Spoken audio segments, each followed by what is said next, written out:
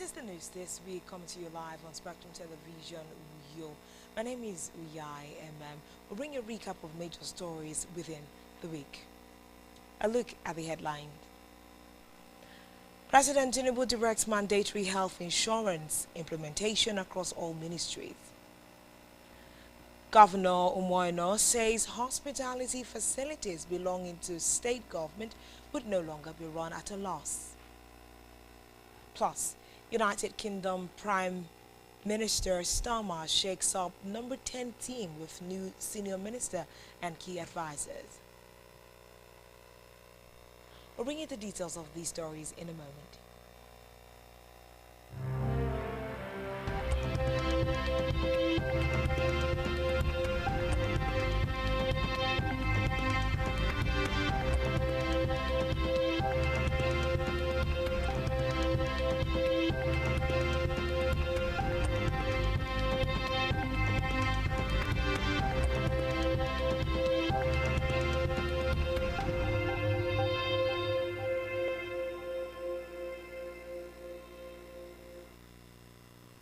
Thanks for joining us.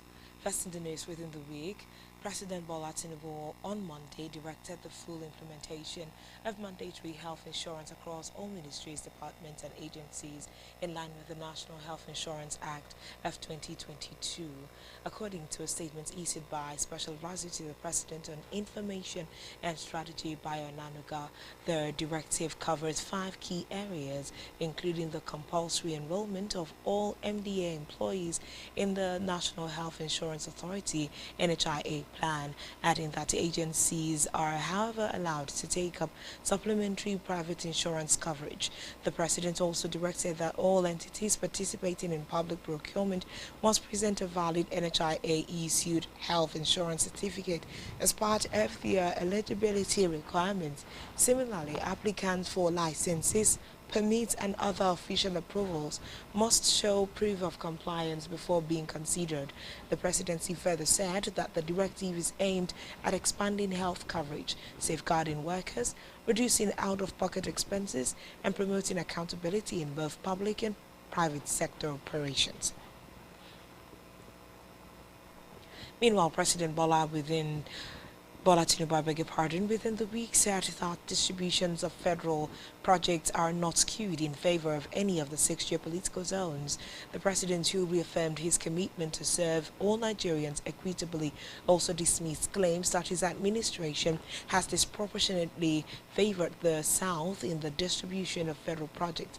Attributing the claim to some northern opposition figures, the president countered the allegations by releasing an infographic showing that northern sub-regions have received the bulk of federal projects and budgets under his administration. Highlighting ongoing infrastructure investment, Tinubu pointed to the Lagos-Calabar Highway in the south, the Sokoto-Badagry Superhighway in the north, the Port Harcourt-Maiduguri Rail in the east, and the Abuja-Kaduna-Kano Expressway in the center, as well as the Trans-Saharan Highway linking Nigeria with neighboring countries. He also listed the rehabilitation of health centers nationwide, approval for light rail projects in Kano, Kaduna, Lagos, and Ogun, the revival of the 255-megawatt Kaduna power plant, construction of bridges in Onitsha and Boni, the expansion of oil exploration in Bauchi and Gombe, and progress on the AKK gas pipeline as some of his administration's projects. In the meantime, President Bola Tinubu on Wednesday described Vice President Kashim Shettima as a loyal deputy, dependable partner, and an embodiment of service-driven leadership. In a personal tribute to celebrate the Vice President on his 59th birthday, President Tinubu lauded Shettima's courage, tenacity, and commitment to Nigeria's progress. He noted that his choice of Shettima as Vice President has proven to be one of his most rewarding decisions. The President further applauded Shettima's contributions in advancing the Renewed Hope agenda, citing his involvement in forging new global partnerships and driving reforms on food security and investments. He stressed that Shettima's fresh perspectives and unwavering support have strengthened the administration's work and reassured Nigerians of its commitment to development. Away from that, the federal government within the week unveiled two key documents to guide the integration of evidence-based traditional medicine into Nigeria's health system. The government set the strategic plan of action for implementing the traditional medicine policy along with the Code of Ethics and Practice for Traditional Medicine Practitioners is designed to sanitize the subsector, enhance its effectiveness, and position it for global recognition and competitiveness. The Minister of State for Health and Social Welfare, Dr. Aisha Salako, unveiled the documents at the commemoration of the 2025 African Traditional Medicine Day in Abuja. The minister said the initiative aligns with President Bola Tinubu's administration's resolve to promote research-driven traditional medicine and expand its role in healthcare delivery. Meanwhile, the federal government during the week unveiled a new curriculum framework for basic, senior, secondary, and technical education to reduce overload and improve the quality of learning in schools.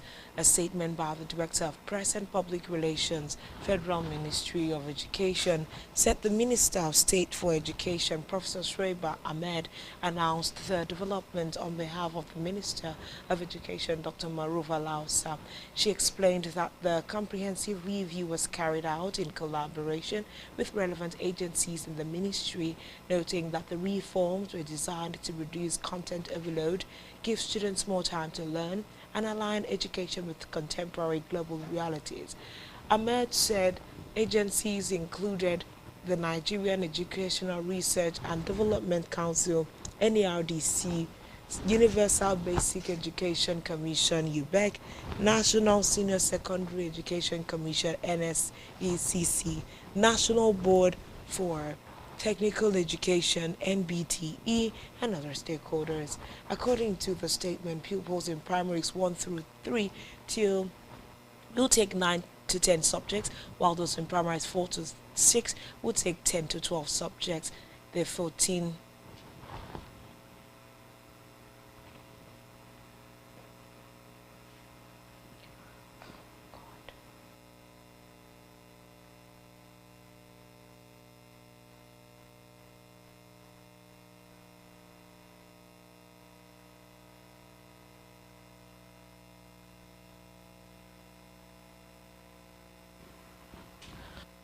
for the break.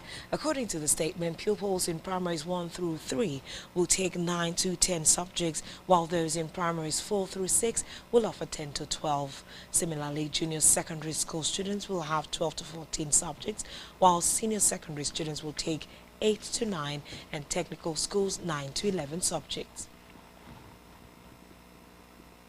In the meantime, the federal government within the week welcomed the landmark judgment of the Pajat Hami District Court in Finland, which sentenced Simon Ekpa, a self-styled pro-Biafra agitator, to 6 years imprisonment to terrorism offences. The government said the ruling stands as a watershed moment not only for the countless innocent Nigerians whose lives and livelihoods were brutally disrupted by the reign of terror incited and financed by Ekpa and his collaborators, but also for the strengthening of bilateral relations between Nigeria and Finland.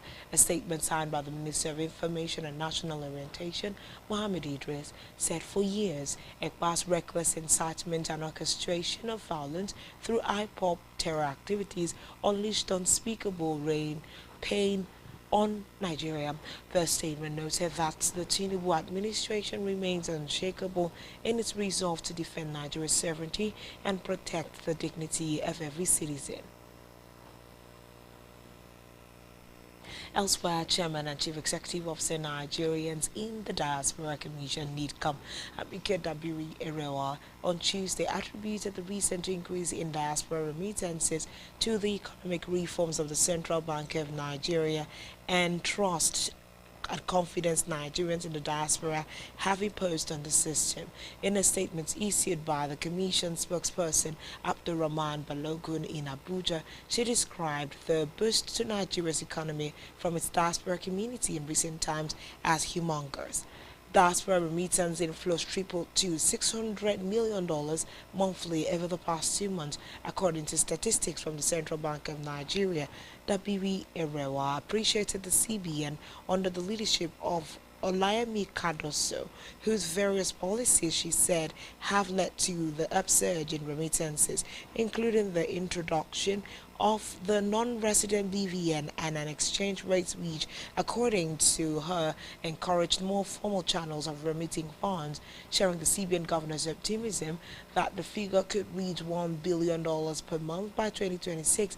That Biri Arewa said NIDCOM will continue to propagate activities like the Nigerian Diaspora Investment Summit, National Diaspora Day, Diaspora Youth Summit, and constant engagement with the diaspora wherever they are.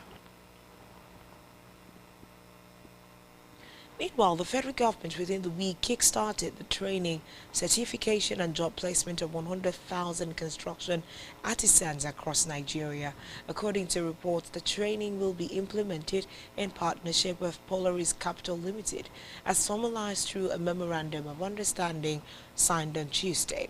The 3-year initiative will be funded through federal budget allocations, private sector investment, and donor contributions. It also includes a digital booking and verification platform that will connect artisans directly to job opportunities while generating revenue to sustain the program beyond the MOU period.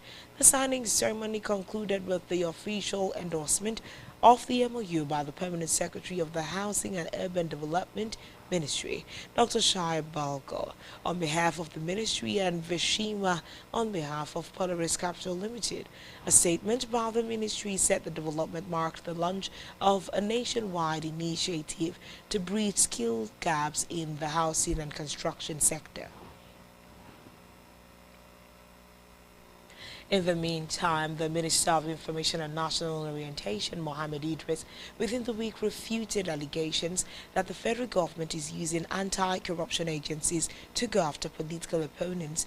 The denial followed recent accusations by former Vice President Atiku Abubakar, who claimed that President Bola Tinubu's administration was weaponizing the Economic and Financial Crimes Commission to undermine the opposition ahead of the 2027 general elections.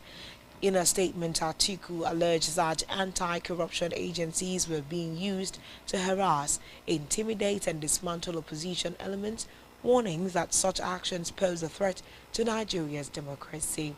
However, while speaking at the opening of the ICPC roundtable engagement on agenda setting for strategic integration of state commissioners of information in the fight against corruption held in Abuja, Idris stressed that the Tinubu-led administration remains committed to allowing anti-graft agencies to operate independently without political interference. The minister further emphasized the president's resolve to eliminate corruption from public institutions, insisting that there will be no safe haven for corruption in Nigeria. From the Green Chambers, the House of Representatives within the week reaffirmed its confidence in the leadership of the Speaker, Tajuddin Abbas, saying there is no plan to impeach the Speaker. The deputy spokesperson of the House of Representatives, Philip Abase, made the clarification in a statement in Abuja.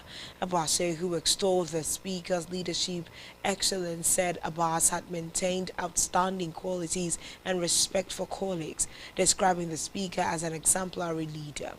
Abbas said he had shown leadership in promoting pro-members' welfare and constituency development, dismissing the recent media reports on alleged plans for a showdown against the Speaker upon resumption from recess. Abbas described the reports as speculative and a deliberate attempt to sow seeds of discord in the Green Chamber. Back here in Akwa Ibom State, the governor, Pastor Moino, within the week is belonging to the state government would no longer be run at a loss under his administration. Governor Ino gave the assurance while fielding questions from Government House correspondents shortly after his inspection tour of the ongoing renovation of facilities at Ibom Hotel and Golf Resort. The governor, who said the state has numerous hospitality facilities, including the Ibom Hotel and Golf Resort, the 4 Points by Sheraton, the Ekpa, the ongoing Arise resorts and facilities in Lagos and Abuja, insisted that they must be strategically managed as profit-making ventures to ensure that the state hospitality facilities are delivering efficiently and profitably. The governor, who is a fellow of the Nigerian Hotel and Catering Institute, NHCI, said government would put in place as indigenous professional hoteliers, both at home and in the diaspora, to look inward and be part of the Akwa Ibom hospitality brand. The governor emphasized that experienced indigenous hoteliers who have made their mark in the hospitality industry will be given a chance to showcase their proficiency in the running of the hotel. Government House correspondent Genoa reports that the governor, who explained that he came to see the prototype rooms to ensure its readiness for usage come December as expected, disclosed that the ongoing upgrade of facilities in the hotel will be done in phases to meet up with its total overhaul. We're just coming to see the mock-up room. There's always a mock-up room that you see, but that we've made our suggestions. The beautiful thing is that the contractor is on site. Once we sort this out, I'm told we should be able to deliver the first 40 rooms in October. So we should start using it in December, preparatory for Christmas, before we see how to shut down in the last couple of years. And so there was need for a complete overhaul. But what's more important to me is how this hotel runs after the overhaul. We will never run at a loss again. That is the most important thing. We can put so much money into facilities like this and they keep reporting losses because we want an international brand. We can be our own brand. And I'm asking the management to ensure that we have a group management in place for our hospitality assets in the state so that we can develop our brand. Ibom Air was no brand 5-6 years ago, but today it's a brand to be reckoned with. You can create your brand. We all have our identity. Akwa Ibom has an identity in hospitality already. It's for us to develop that. And so I've told the leaders that, honestly, we need to cut to the cheese. I will not put the amount of money I'm putting in here and I'm told this facility will run at a loss. And we're not giving it out to any contract management. We will develop our brand, and I'm prepared to bring all sons and daughters of Akwa Ibom and people outside Akwa Ibom who have the expertise to come and run this place. Fortunately, hospitality is my field, and nobody can convince me that you run at a loss in the hospitality business. Nobody can tell me that. Something is wrong, and we are determined to address that. We're just coming to see the mock-up room. There's always a mock-up room. In the meantime, Akwa Ibom State Governor Pastor Moino has said the annual state anniversary Thanksgiving service will hold on Sunday, September the 21st, 2025 at the International Christian Worship Center. The governor made this known at the Government House monthly covenant service held at the Banquet Hall, Government House, Uyo. He said the Thanksgiving service is expedient given the countless blessings of God upon the state since its creation. He said there were numerous projects at different stages of completion, adding that the state under his leadership will continue to do its best to deliver on the development. The governor emphasized on the need for everyone to get to work as a panacea to the socio-economic challenges, saying that Akwa Ibom State was not operating on a communist philosophy and no form of grant or palliative can be sustainable.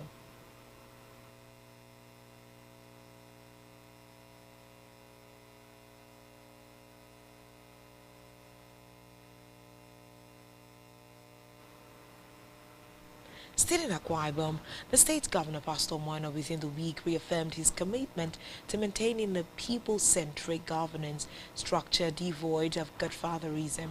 Governor Aina, who stated this while fielding questions from Government House correspondents, said every Akwa Ibom citizen has equal access to the government portal for grants provided by his administration.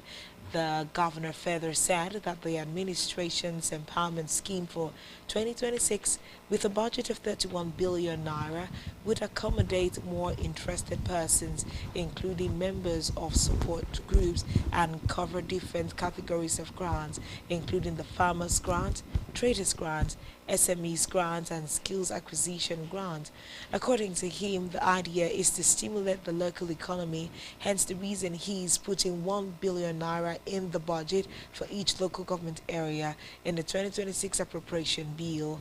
The governor disclosed that when the time comes, the portal will be opened and each local government will access the 1 billion naira on an individual basis, stressing that the grants will be given to people based on their local governments of origin and not where their businesses are located. He explained that before the grants are released to the beneficiaries, they have to be enrolled at the Ibom Leadership and Entrepreneur Development Center ILEDC for a refresher course on their chosen area of business, reiterating that government will validate all locations of the businesses before release of funds. He stressed that government would not give money to any corrupt leader in order to ensure proper accountability and transparency. He explained that support groups are social groups that volunteer to support a candidate whom they believe would provide good services, ensure accountability and transparency.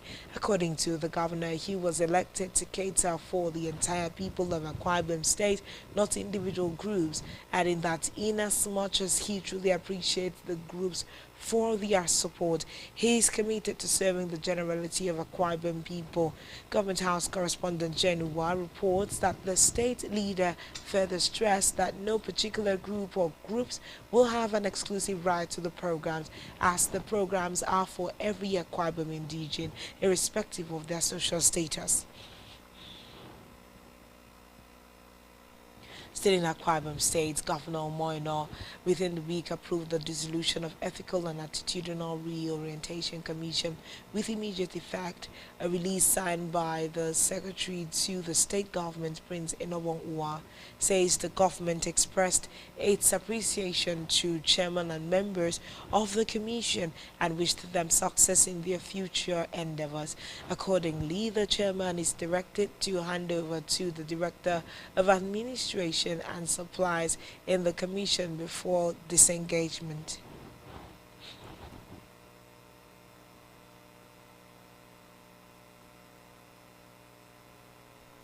Meanwhile, in line with agricultural revolution components of the Aras agenda, Akwa Ibom State Governor Pastor Moino has announced plans to kickstart an unprecedented oil palm tree planting revolution in the state.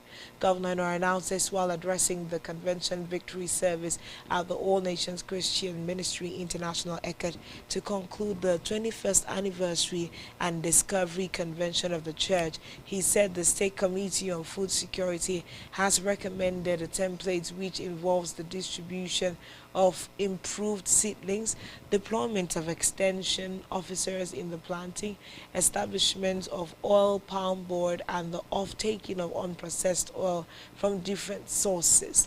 The governor, who had served as the executive director of agriculture investment at the Akwa Ibom State Investments Corporation (AKICOP), said the initiative is a way of putting money in the hands of the citizenry, as the improved seedlings has had high yield capacity and fruits within 2 years. He said Akwa Ibom has declined from number 1 to number 4 on the oil palm production and needs to take back its pride of place. Governor urged the youth to take advantage of the different job creation opportunities in the state and to desist from complaining about lack of jobs. He used the opportunity to clear the air on the empowerment for members of support groups in the state, stressing that the monies in the recently published list of support groups and beneficiaries for the different empowerment packages were not given to group heads or any members of the groups to share, but to individuals who applied through the Arise portal and had registered members of the support groups, stressing that his administration would continue to give business grants. He also used the opportunity to announce plans for a memorial service in honor of the departed First Lady, Pastor Patience Umo Eno, slated for September 26, 2025. Government House correspondent Jenua reports that the governor, who is also the under-shepherd of All Nations Christian Ministry International, expressed gratitude to God for sustaining the ministry for the past 21 years and appreciated everyone for partaking in the convention activities at the victory service.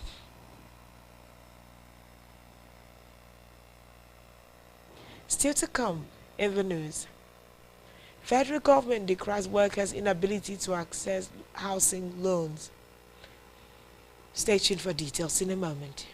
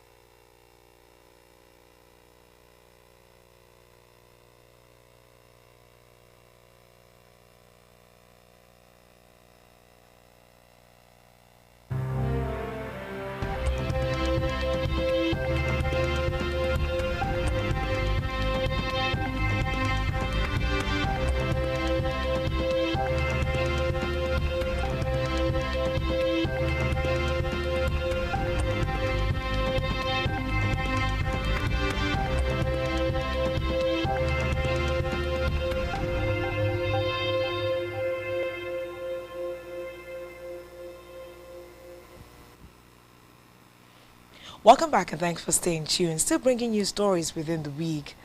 In Africa, Zimbabwe's President Emerson Mnangagwa within the week met Pope Leo XIV at the Apostolic Palace in the Vatican. According to reports, the discussions in the Secretariat of State focused on the positive relations between the Holy See and Zimbabwe. The conversations covered various aspects of Zimbabwe's political and economic situation, particularly the collaboration with the local church in fields such as healthcare, education and the environment. Additionally, the parties exchanged views on regional issues, underscoring the importance of promoting multilateralism, dialogue and cooperation among nations. Following the meeting with the Pope, Magwanga also met with Cardinal Pedro Parolin, the Vatican Secretary of State, as well as Monsignor Paul Richard, Secretary for Relations with State and International Organizations. Still in Africa, the president of Ghana within the week said that he fired the West African country's chief justice after an investigation found her guilty of alleged abuse of office. Gertrude Arabai Saba Tokuno, 61, the third woman to head Ghana's High Court, was suspended from the post which she assumed in 2023 after several complaints were lodged against her.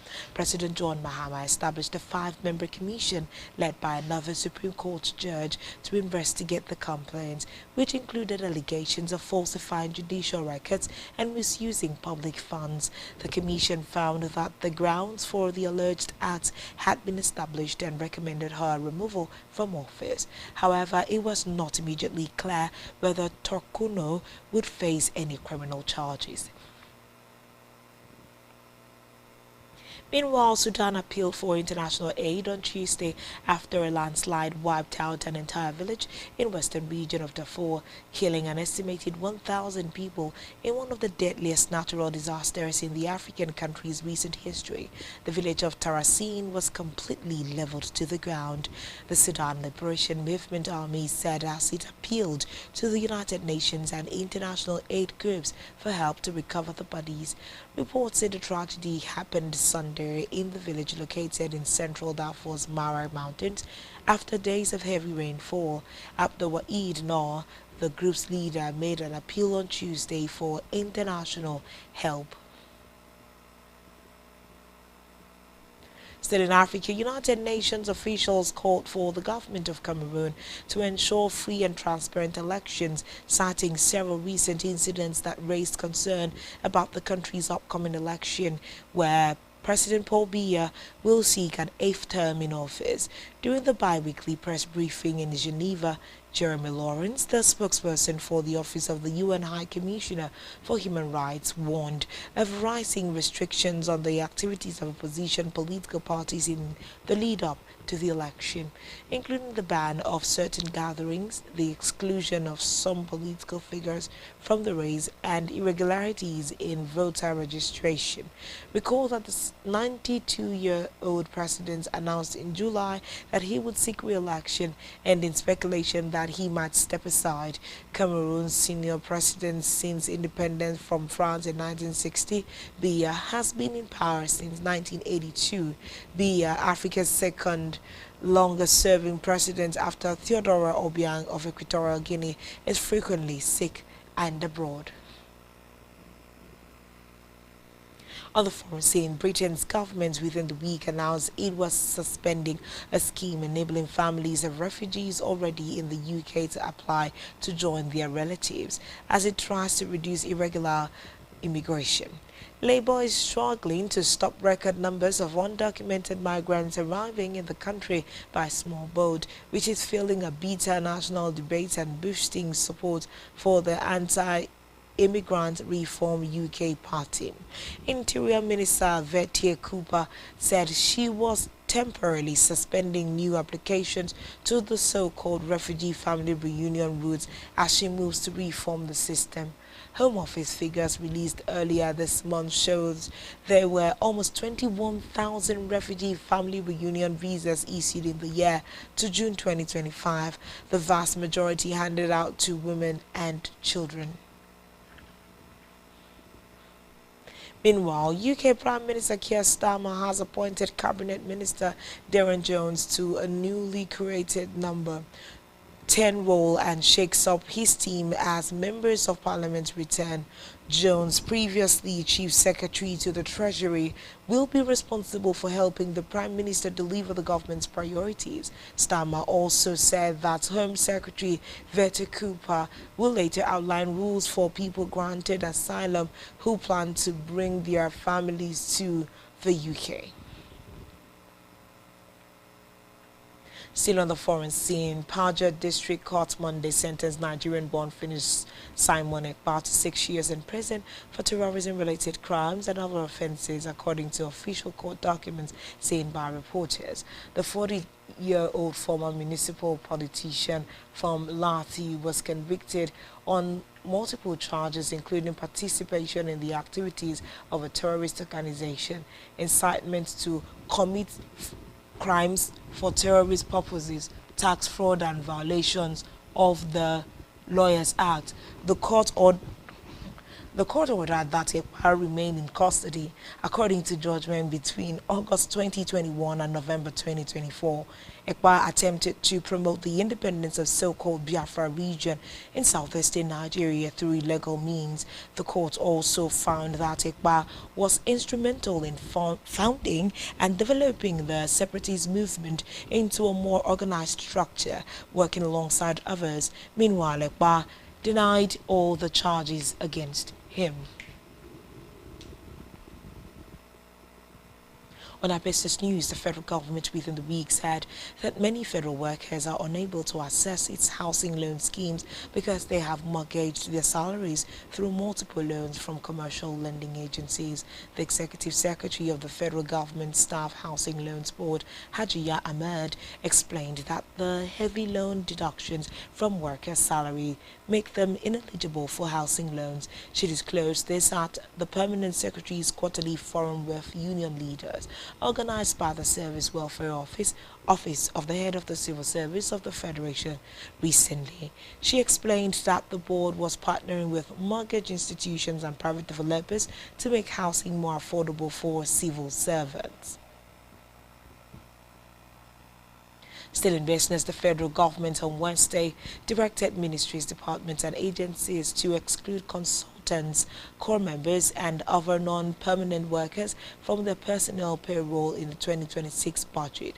The directive was contained in the 2026 personnel cost budget call circular issued by the Budget Office of the Federation. The circular was signed by the Director General of the Budget Office, Tanimu Yakubu, and addressed to ministers, service chiefs, permanent secretaries and heads of parastatals.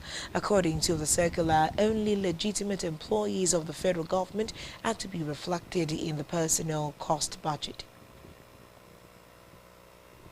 Meanwhile, the federal government, through the Debt Management Office (TMO), is offering investors annual yields of up to 16.5% on its September 2025 federal government savings bonds.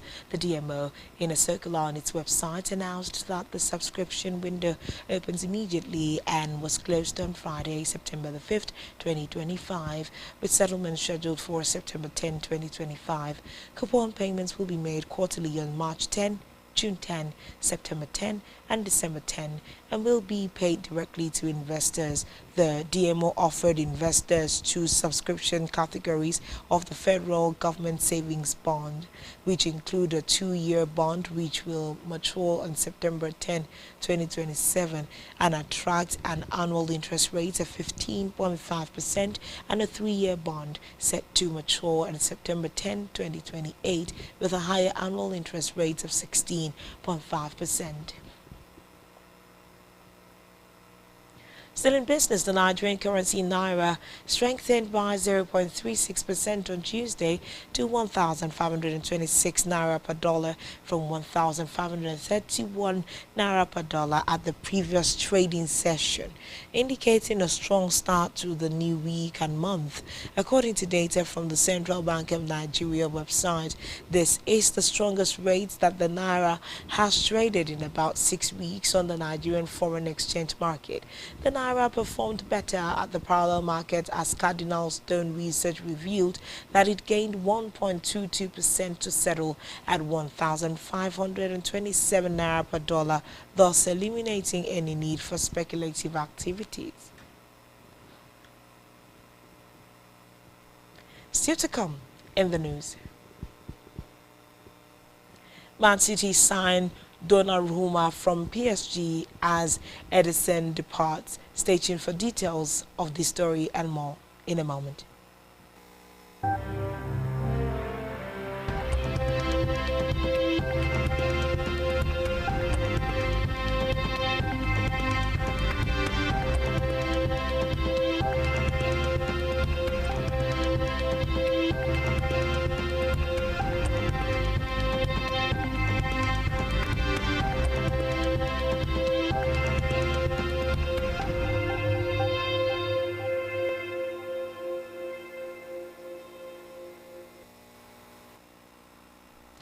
Thanks for staying tuned. To conclude the news on this hour, we get to health matters, where the National Agency for Food and Drug Administration and Control (NAFDAC) within the week alerted the public about an unregistered Gold Vision oxytocin injection 10RU bearing a fake registration number.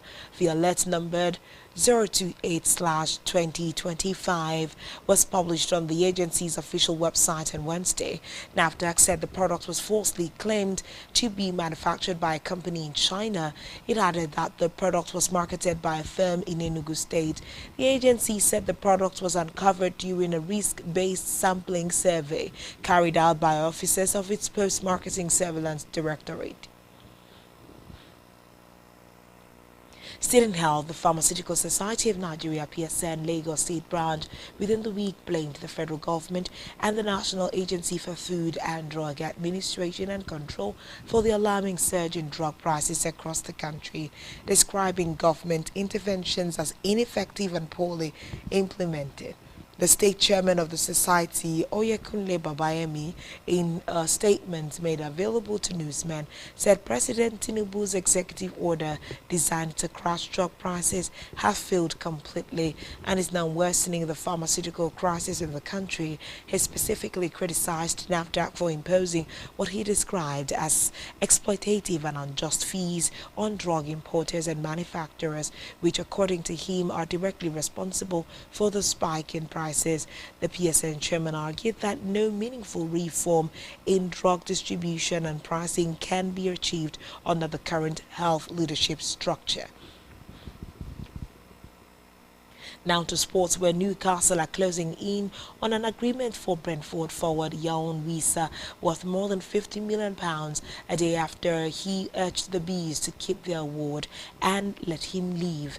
Brentford have already rejected 2 offers for Wissa this summer, with the latest being £35 million guaranteed plus £5 million in add-ons. This comes after Liverpool agreed a British transfer record fee of £125 million to sign Newcastle striker Alexander Isak. Still in sport, Manchester City confirmed the signing of Italy goalkeeper Gianluigi Donnarumma from Paris Saint-Germain after selling the long-serving Edison to Fenerbahce. Donnarumma, 26, has spent a 5-year deal at the Etihad for a reported fee of £26 million. Donnarumma, who will wear the 99 shirt, was an integral part of the PSG team that won the Champions League last season and was in goal for Italy when they won Euro 2020. But his omission from PSG's Super Cup squad made it clear he was surplus to requirements in Paris after the club signed Lucas Chevalier from Lille. Meanwhile, Rwanda head coach Abdallah Moroshi has named the final 24-man squad for the side's 2026 FIFA World Cup qualifiers against Nigeria and Zimbabwe. Moroshi unveiled a 27-man provisional squad for both games last week. 3 players, Cloudy Smith, Kinyabi and Japul Ishmawa and David Inio, were left out of the squad. Amoroshi's side will be up against the Super Eagles in a match-day 7 encounter at the Godswill Akpabio International Stadium, Uyo, today. And on our entertainment news, Nigerian skit maker and content creator Raji Samada Ditola, popularly known as Mr. Sanku Comedy, has died. Reports say Sanku was involved in a ghastly car accident along the Oyo-Ogbomosho Road in Ibadan on Wednesday. Sanku, who was riding in the car alongside his friend, was rushed to the hospital. They were reportedly pronounced dead a few hours later. Lastly in the news, bringing you a recap. Nigerian rapper and actor Folarin Falana, popularly known as Falz, has opened up about his views on marriage privacy following widespread speculation that he had secretly tied the knot.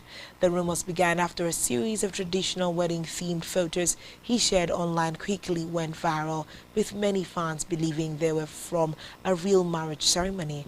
Falz, however, clarified that the images were part of a photoshoot project, not an actual wedding ceremony. The rapper also stressed that he is under no obligation to share personal milestones with the public, adding that while he values his privacy, he has not completely ruled out the possibility of making his marriage public if love compels him to. And these are all the stories we are able to bring to you, bringing you a recap of major stories within the week. This has been put together by Spectrum Television. Do well to follow us on social media, subscribe to our YouTube channel, all of which you can find on our website, spectrumtvlive.ng. Spectrum TV News within the week. We are MM. Thanks for watching. Enjoy the rest of your weekend.